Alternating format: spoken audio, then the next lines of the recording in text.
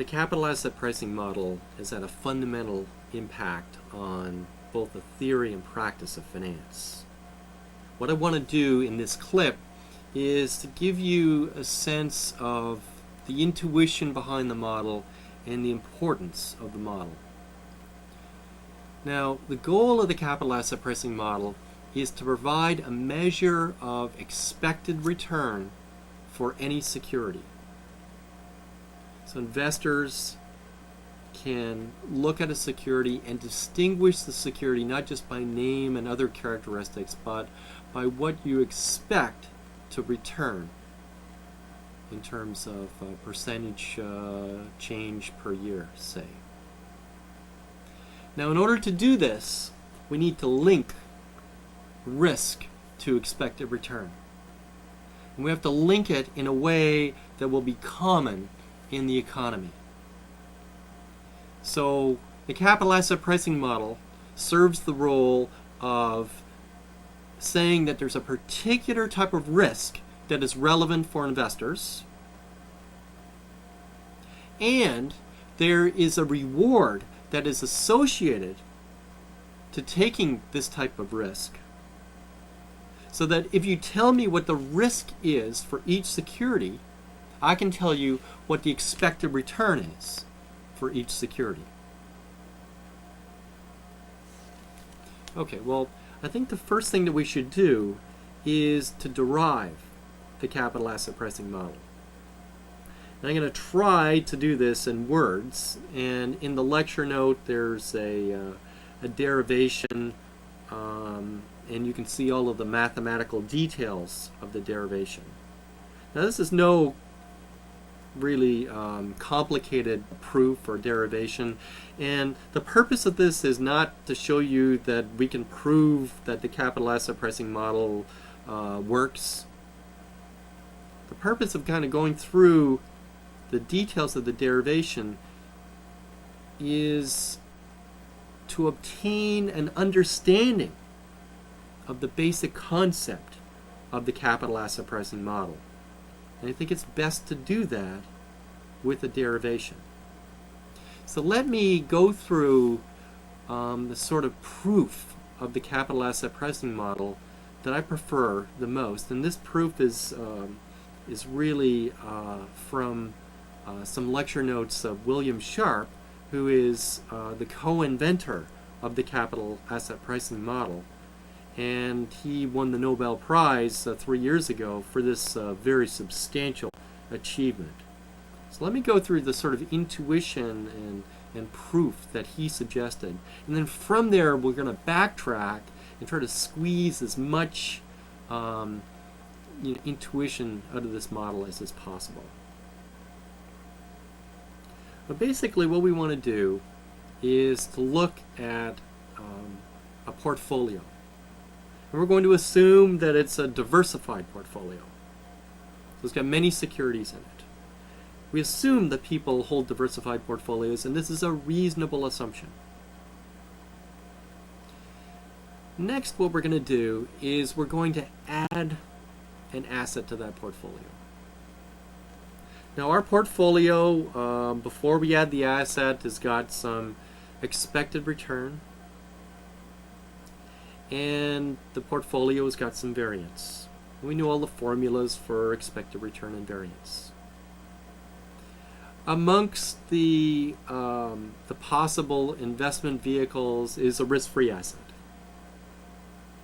So we could write the expected return on our portfolio as the portfolio expected return plus the equals the risk-free rate plus each weight times the excess returns on each of the individual assets, excess being in excess of the Treasury bill rate.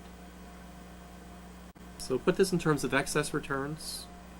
So Treasury bill is explicitly in the analysis, and we've got the standard formulas for the mean and the expected return of the portfolio. Now, I said that we're going to add an asset to the portfolio. Well, what happens when we add an asset to the portfolio? Now remember, the weights have to sum to 1 always in our portfolio analysis. So what we're going to do is we're going to add a small little bit of this particular asset. Let's call it asset J. And we're going to finance that by a little bit of borrowing at the risk-free rate. So the weight's still sum to 1. And what we're going to do is determine the incremental impact of adding this one security to our portfolio. Now in the lecture note you can see that we go through some calculus to do this, but you think about it a little bit and you don't really need the calculus. What is the incremental impact of adding a little bit of this new asset J? Well, remember we're borrowing to do this. So we're borrowing at the risk-free rate. So the incremental impact is just the expected return on security J minus the risk-free rate. So the expected return is 10%, the risk-free rate is 4%, the incremental impact is 6%. Now that's one part of the analysis, the incremental impact on the expected return. What about the incremental impact on the variance of the portfolio? I mean, we always need both the expected return and the variance. Well, this is a little more complicated, but we could write out the formula for the variance of the portfolio, and we're going to determine what is the incremental impact of adding a little of asset J to our portfolio. So really what we're asking for is what happens when we change the weight in J. And that's the notation WJ usually, and W represents the weight. So we're going to increase the weight a little bit in asset J.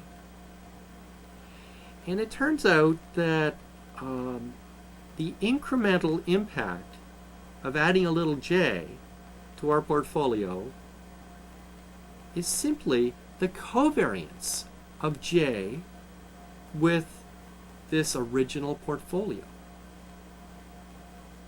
That's rather interesting because we know that if that covariance is negative, that the incremental impact of adding this security will be to reduce the variance of our overall portfolio.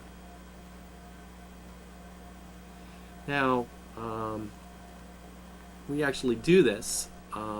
What we can say is that we've derived the incremental impact of adding a little J on expected return, the incremental impact on variance.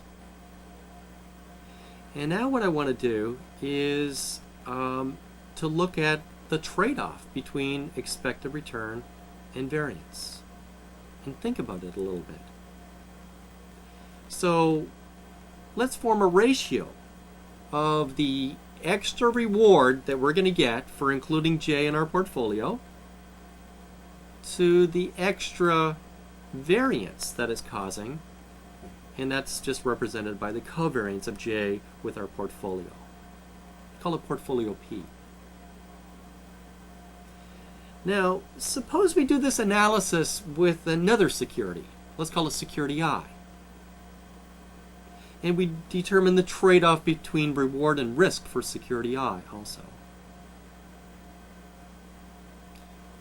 Now, does it make sense that we would get more reward for risk for security J than security I? And the answer, well, I know the answer in advance. The answer is no. And the reason reaches back to one of the fundamental principles in finance, and that's the principle of no arbitrage. Suppose that I can get an extra 6% per unit of standard deviation that's contributed to the portfolio for asset J, and I could get an extra 8% for the same unit of standard deviation for asset I. Well, who's going to buy J? Like, I is a much better deal. The reward to risk ratio for I is much more favorable than the reward to risk ratio for J.